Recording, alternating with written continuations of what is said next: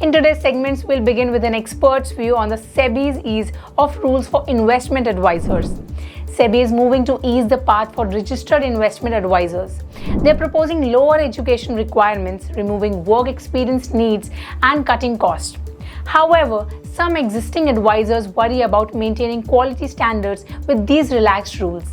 SEBI believes these changes will help meet India's growing demand for financial advice.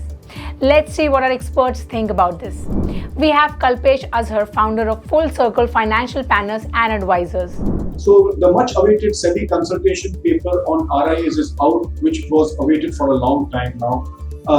There are basically six major points concerning RIAs per se. So I'll let you know what those six are.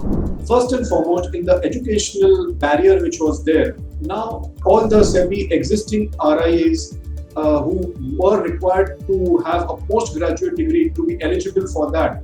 Now that has been done away with, and only a graduate degree is enough to become an RIA on the education front. The same applies to recruitment of employees who work for RIAs, that they needed to pass the NISM 10A 10B exam. That has been done away with, and even graduates from any stream can be recruited by RIAs now.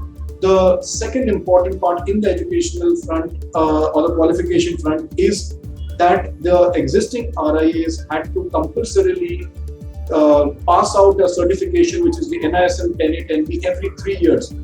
That has been done away with because the same criterion has now been shifted and eased out, in fact, to just passing out a refresher course or a CPE type of a model, where only the relevant changes which have been made to the fields which RIA address, they have to refresh themselves or keep in pace with that and have that education course done. That is the other important aspect.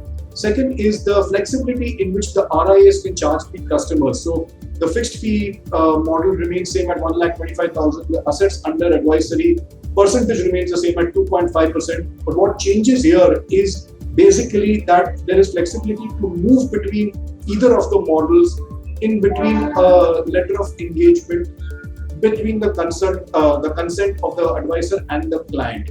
So that's the third one.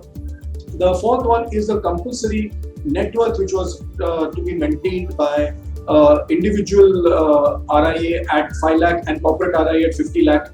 That has now been eased substantially, and that has now been kept in a range of 1 lakh to 10 lakh, depending on the clients which the individual or the corporate RIA respectively handles.